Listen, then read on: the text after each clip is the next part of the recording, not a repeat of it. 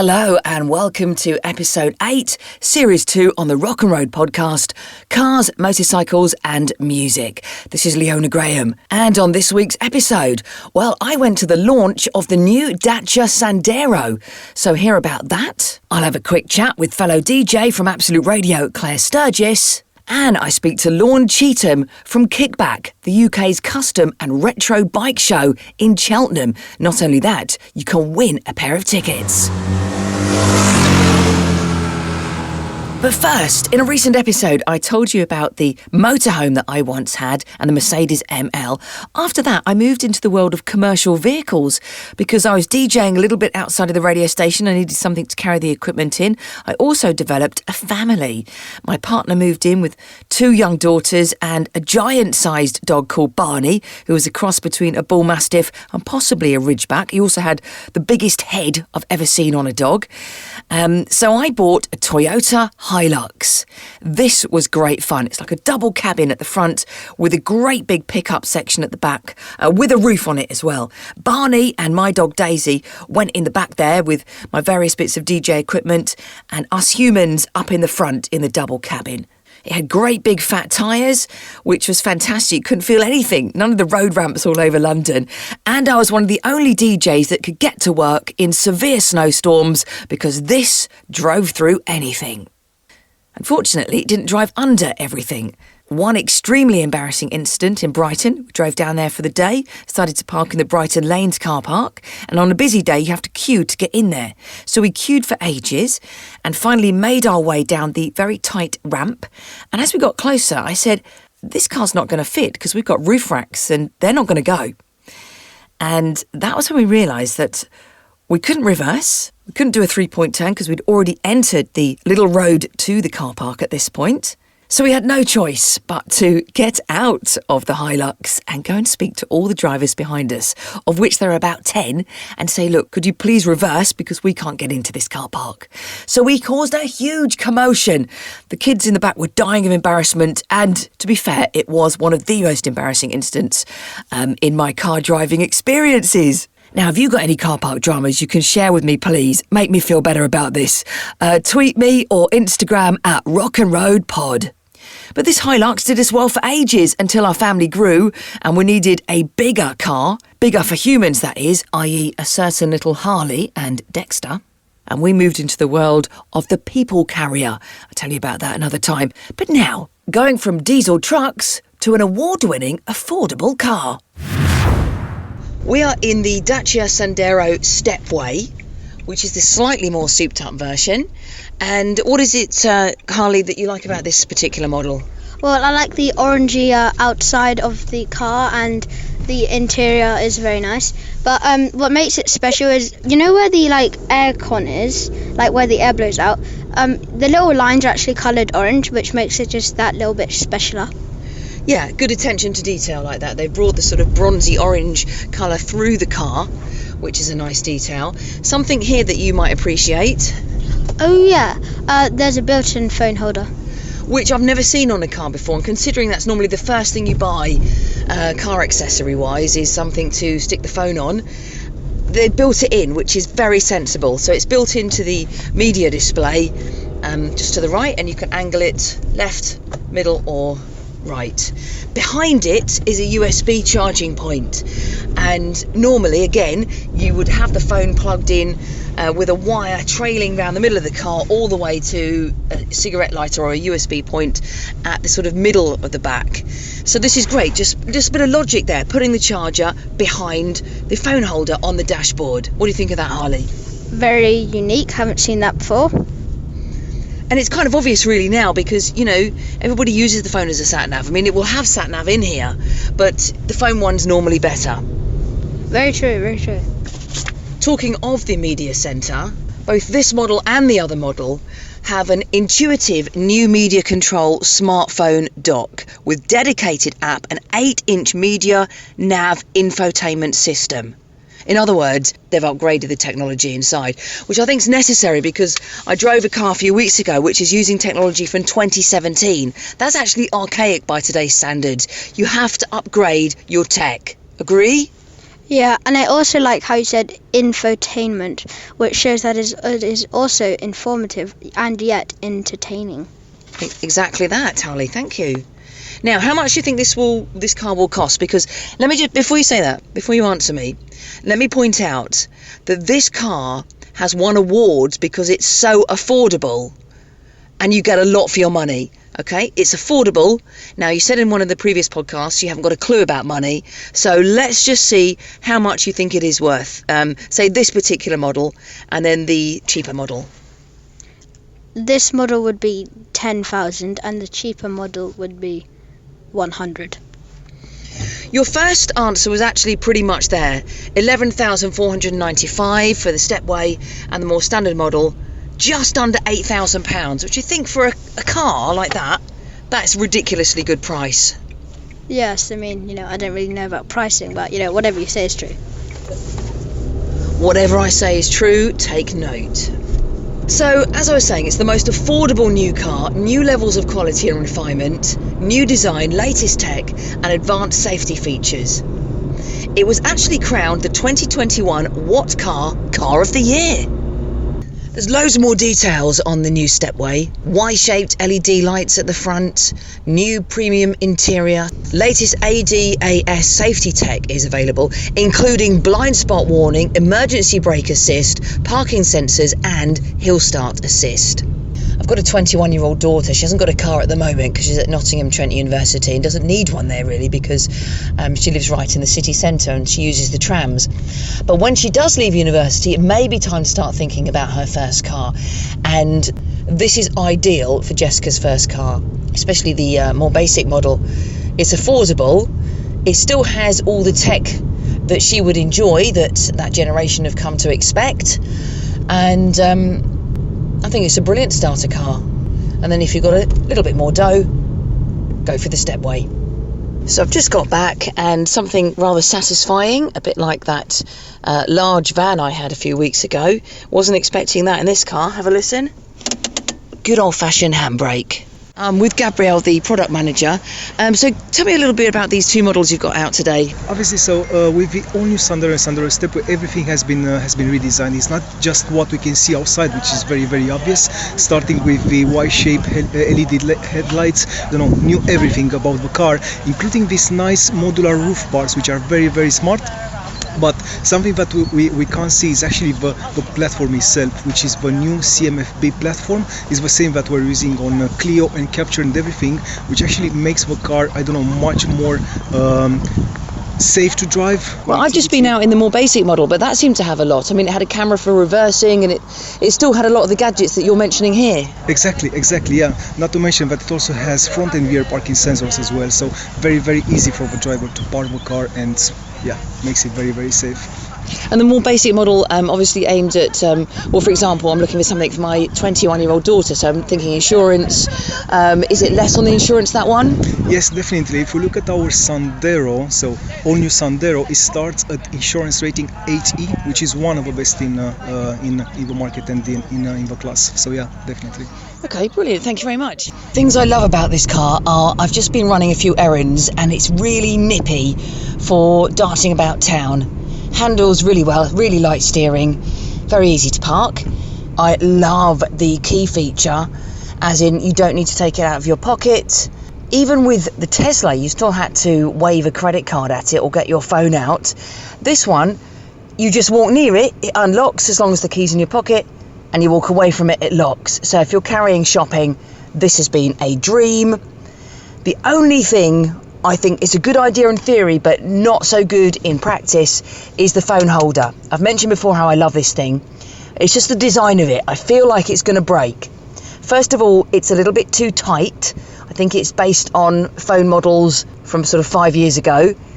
So I've had to really stretch it open to get my phone in it, which when you're nipping in and out of the shops, you don't want to be doing that every time. It's just a hassle. And it's got a really stiff, squeaky mechanism, which I feel is going to break over time. And I just feel like that could have been designed slightly better, perhaps with a different mechanism, magnetic or something like that, for ease of use. But that's my only criticism on what is otherwise an all-round, really good car, full of gadgets for the price, easy to drive. I love it. Please welcome to the podcast, Lorne Cheetham from Kickback. Hi, Lorne. Hello, how are you? Yeah, I'm okay, thanks. How are you? Good, thank you. Now, tell us, what is Kickback? Well, Kickback is a show, a showcase, an exhibition, and a good day out, or sometimes a weekend out, for all motorcycle lovers. So the idea, really, is that it's a showcase for custom and handmade motorcycles, modified motorcycles, specials, one-offs or rare vintage bikes, retro-style bikes, to be presented very much like a sort of art gallery, if you like. And we're kind of promoting mostly British builders, UK or European builders that build these wonderful machines. It's a chance for them to showcase. And we also promote quite heavily women builders as well, and young builders getting into it. Wow. Where in the UK is this and when? The next show is at the Cheltenham, inside the Cheltenham Town Hall, in and around the Town Hall in Cheltenham, which is a wonderful building, and it's on the 23rd of May. OK, so you've had to postpone this from previous years, I presume? Yeah, we've had to postpone it a couple of times from last year for obvious reasons, but now, a couple of months ago, we did find out that to follow and to honour, of course, and to meet government guidelines for COVID safety, etc., we are allowed to stage the event, but to half the normal capacity. OK. Is it an indoor event then, inside the town hall? Yes, it is, yes. So all the bikes and traders and everything going on will be inside the town hall, but there'll be, of course, quite a lot of stuff going on outside, because in the Cheltenham Town Hall, it's wonderful. It's situated in Imperial Gardens, which has like cafes and bars and stuff like that. So there's a lot of stuff going on outside as well. So there'll be quite a cool sort of vibe going on. OK, so it sounds like an amazing retro bike show. How did this all start? My sort of living, what I do for a day job, or what I used to do for a day job was to organise trade exhibitions. So I've always been kind of an event organiser. And I think I was out and about one day with all my chums on our bikes, and we had nowhere to go and nothing to do. And one of them said, well, you're an event organiser, why don't you put on a bike show for customs and choppers and stuff like that? And so I thought about it, and it all started from there, really, about 12 years ago. This will be the 20th edition of the show. So Kickback is your thing? Yeah. So, well done. Yeah, well, it was a hobby, and then unfortunately, because of COVID, I kind of lost my job. So I've had to pick it up again and run with it as a bit more than a hobby now. Yes, certainly. Well, it sounds absolutely fantastic. Now, how do you get tickets? Now, yes, you see, so we've got limited tickets available, and once they've gone, they've gone. Because we're only, as I say, allowed to have half the normal sort of capacity.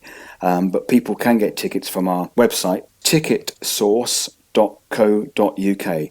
And you can win a pair of tickets on this podcast right now. I want you to follow me on Twitter at Rock and Road Pod and retweet my tweet about Kickback. That will get you in the draw to win some free tickets, and the winner will be chosen at random. So make sure you retweet that by Friday, the 23rd of April. Lines close at 5 p.m. Lorne, quick question. What bike do you ride at the moment? Yes, I've got a Kawasaki H2B 1974. Do you know what that is? That sounds lovely. Tell us more. It's a two-stroke. It's a 750 two-stroke triple from 1974, and it comes in 1974 colours, which is brown and orange. Which it sounds ghastly, but it's actually more beautiful than it sounds, to be honest. But it's a wonderful bike. It's a two-stroke 750. It goes like hell, and it sounds just incredible. That is amazing. Well, thank you for sharing that with us. So we look forward to Kickback, May the 23rd. Tickets, can you tell us the website again? ticketsource.co.uk. And to get into the draw to win a pair of tickets, retweet my tweet about Kickback right now, which is at Rock and Road Pod. Lines close Friday the 23rd of April, 5 p.m. Thank you, Lorne. Thank you very much. Thank you. Please welcome to the podcast my fellow DJ from Absolute Radio and good friend, Claire Sturgess. Hello. Oh my, I'm so excited to be here. So Hi, excited. Sturge, it's amazing to have you on the podcast. I've been waiting for you to come and join me. Yes. Now, I want to ask you about vinyl.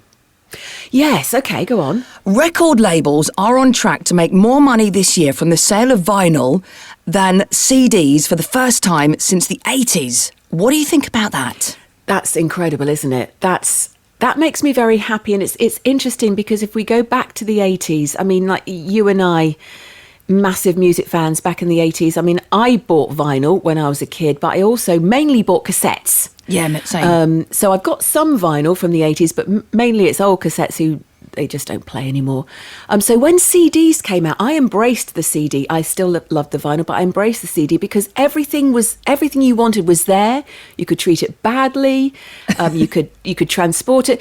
And then, of course, like you, I used to DJ a lot in the 90s, and carting vinyl around was heavy. So Yes. CDs were great, and we could make our own compilation CDs for DJing. So I understand why CDs just really took off in the 80s and the 90s, and they ruled the world, didn't they? The CD was just amazing. Yeah, and I've still got all mine, have you? Absolutely. So, I mean, most of them, yeah. Up in the loft, though. They're not out. They're in sort of cases up in the loft. But I think what happened, of course, with streaming and downloading over the past 10 years, both CDs and vinyl sales suffered. The whole music industry suffered. Yes. All the bands suffered. So streaming and downloading was king. But CDs still they were in the supermarkets, weren't they? They're still visible. They're still there if you need them. But I think with vinyl, what's happened with vinyl, and this makes me so happy, is the new Generation Z or the millennials, I think have embraced vinyl because of it's so tangible. You really interact with vinyl. And I think you probably understand that. I think when you hold a vinyl record, you're holding the music in your hands. You interact with it. You put it on this amazing record deck. You watch it go around. You have to stop and turn it over. So it's this interaction with the music that... And looking at the cover, I think, is important. And reading the sleeve notes. Exactly. And it's so much bigger. Be honest, it's so much bigger on a 12-inch record. And I feel really bad for the CD because it served us so well over the decades. But the fact that vinyl is now overtaking it means, I think, that this new generation is coming up. We're continuing to buy it anyway because these new vinyl records I've are gone coming back out. to it because mine was away Absolutely. for years. Yes. And then since I've done the house up, I finally got a record player again and I've got all my vinyl back out. Yes. And the first record I played, Dexter came in, who's my 7-year-old son. And he came in and he just stood and watched it going round and round and round, fascinated. There you go. He didn't understand what it was. He said, "What's this?" I said, "That's a record, it's playing music." I'd never seen anything like that in his life. But one of the reasons as well, apparently, is because of the pandemic and people spending spare money that they would have spent on gigs on records now. That's a really good point, and I totally understand that. But again, because when you go to see your favourite band, when you see them perform live, again, you're part of that music experience. You're in the music. And again, I think with vinyl, it's that little special moment. You have your moment. It's very tangible. You're part of it. You have to put it on the record deck. You have to carefully place the stylus on the record. It's very much an experience, and I can totally understand why in a pandemic, that's your music experience. That's how you embrace the love of the music. The only Yeah, totally get downside that. I can see to it is I was in Brighton last week on my week off, and I was in the Brighton Flea Market, and they had like a Yeah. record section. But the Love trouble is that some of the classic albums on there, like that Queen Greatest Hits, was £40. You see, yeah, as soon as something takes off like this, there'll be people trying to make money out of it. And also some of the old vinyl, the classic stuff, people are willing to pay, especially if it's an original pressing. I didn't. I did. I said, not paying that. No, I would never pay that. And I think what people have to be aware of, and I live very close to Camden Market, and we have lots of vinyl stores, a lot of very good vinyl stores and shops. But you have to be aware that a lot of the very expensive vinyl might not necessarily be the original vinyl pressing. So make sure you know. Oh, that's a good point. Are you saying that they're reproducing some then? Yeah, and some of them... obviously a very well reproduced vinyl copy is absolutely acceptable. You should be paying not much money for it because it's a reproduction, but some of them are being made to look a little bit tatty and being sold as original. Just be aware. Something to watch out for. And how can you tell if it's an original then? What's the key things? I don't think you... I'd like to think that I could, and certainly Mr. Sturge could, but it's difficult. If you're not quite sure what you're looking for, look at the label. You can definitely see, I think, by the label actually on the piece of vinyl, you should be able to tell. Yeah. Look for where it says 2021. I think that's a clue. But also, I tell you something else, Leona. I think the smell of the vinyl. Oh, really? Old vinyl has that old vinyl smell. I can't tell you what it is, but as someone, if you're old like me, you can spot an old vinyl smell. The official word from the Sturge, go vinyl shopping and sniff it. Yes! That is wonderful. Well, thank you so much for your top tips and joining us on the Rock and Road podcast, Claire Sturgess. Thank you. Amazing to hear from the lovely Claire Sturgess on the show today. She's a DJ on Absolute Radio like me, and you can hear her on Friday and Saturday nights on Absolute Radio. Meanwhile, a quick mention to an album that is 50 years old this week, the Rolling Stones' Sticky Fingers. That's their 9th British and 11th American studio album, so they'd already got quite a few under their belt by this stage. This one came out on the 23rd of April, 1971. And it's the one that features that famous artwork conceived by Andy Warhol. And basically, it's a picture of a man wearing tight jeans. And on some of the records, it actually had a working zip that opened to reveal the underwear. But the cover was so expensive to produce and actually damaged the vinyl. So later reissues just featured the outer photograph of the jeans. But if you want to have a re-listen to that album, it's 50 years old this week. It includes the great classics like Brown Sugar and Wild Horses. A couple of album tracks I can recommend. One's called Can't You Hear Me Knocking and one called Bitch. And the album is the Rolling Stones' Sticky Fingers. I'm also featuring it this week on my evening show on Absolute Classic Rock. Well, that's it from the podcast this week, Rock and Road Pod. It is back very soon with another episode. Thank you for listening. Please follow me on Instagram and Twitter at Rock and Road Pod and have a great week.